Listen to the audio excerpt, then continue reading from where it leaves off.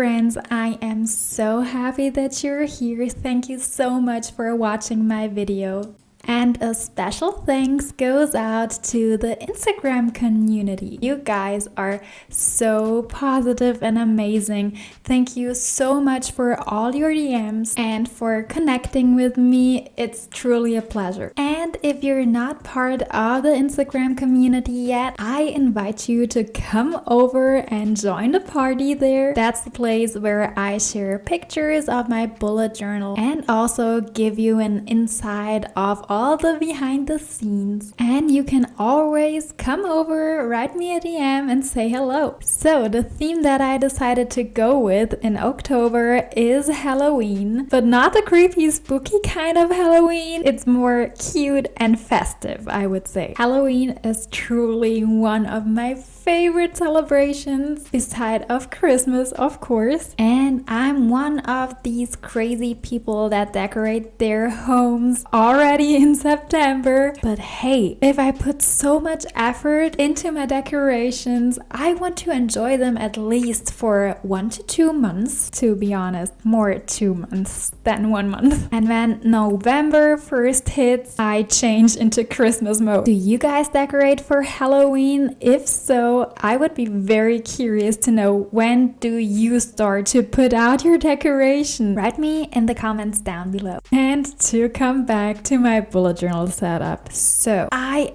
love Dutch doors. I just cannot live without them. So I had to include one, but I wanted to make things a little bit different this time. I had a super cute cover picture, and first I wanted to have it as a centerpiece on the left side, and I wanted to put the cute little witch on the right side, but it just did not feel right to me. And then I started playing around with the stickers and noticed that I really liked it on the right side, and it feels so fun that the Dutch door covers half of the picture and you can just see the whole cover when you open the Dutch door. I really like this little gimmick. And if you're curious where to find my stickers, I have an Etsy shop and I will provide you the link inside of the info box. I started with this whole sticker thing because I thought, oh my god, I enjoy it so much when my bullet journal looks pretty, but sometimes you're just not in the mood to paint everything, or you do not even have the time to do that. So I figured out it would be very handy to do stickers for the people who just have no time but really would like to make their bullet journals look cute. That's how this whole thing started. And I provide the stickers as a digital download so you can use them over and over again as much as you like. And you can also decide which size you want to print them, and that provides just flexibility. I kept the monthly spread for this month quite simple, and to be honest, I do that because the monthly spread is the spread that I use the least. I truly can't tell you why, but I recognized it. So do you use your monthly spread often? Because maybe you can give me some inspiration. So, and the next page is the complete opposite. I think this page is the one that I use the most. It's my goals page, and over the time it just evolved, and now I just have different sections. Every section represents one of my goals, and then I basically just write down all of the needle moving activities that I want to do this month to make progress on my goal. For example, I have one section that I use basically for my YouTube channel and social media, so everything that has something to do with Natalias Teatime, and I write down all the things that I want to achieve. For example, create 2 videos this month and post X amount of times on Instagram. And then I have a section for just my personal life stuff, like make a doctor's appointment, or you wanted to clean up the fridge, or I don't know. And I recognize that it's such a relief to have this space,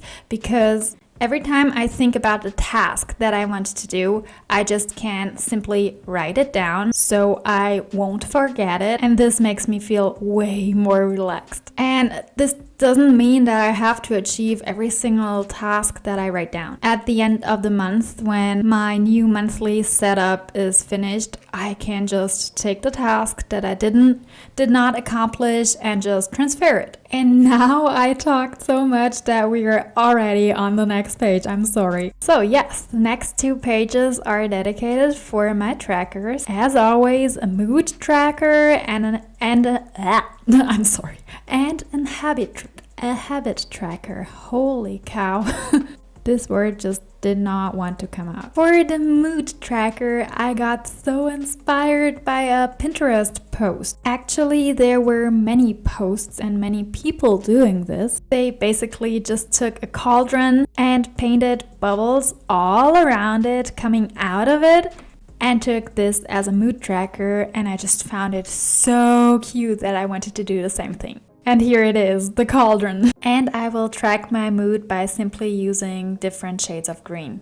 As the left page had a violet frame, I wanted to make a green frame on the other side and just switch the colors up because I just found it funny. Now in the retrospective, I'm not quite sure if this was the right decision, but it definitely looks funky and exciting. So I decided to go with 5 habits, and as always, the first and most important habit for me is to wake up early. But to be honest, it's so hard. I'm definitely not a 5 a.m. club type of person, but still, if I wake up early, I get much more things done in the day and I just feel great. So I am giving my best to make this habit work. And to decorate the habits page, I just took the witch's head and the little witchy cat because I just found it very fitting and it matched the cauldron well. At the end, I just added some shadows. And I don't know if you noticed it, but my habit trackers have 32 squares because I wanted them to look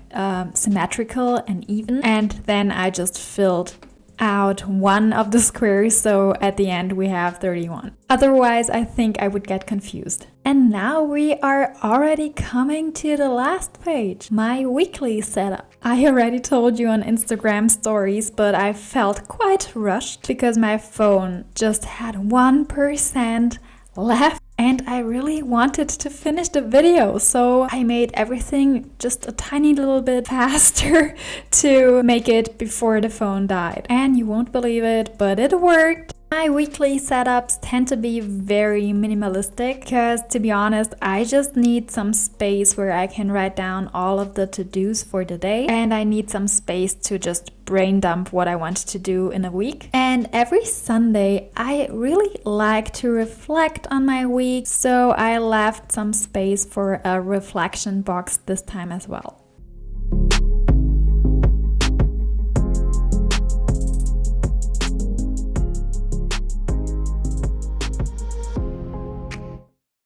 So, and this was it. This was my bullet journal video for October. Thank you so much for watching. I appreciate every single one of you guys.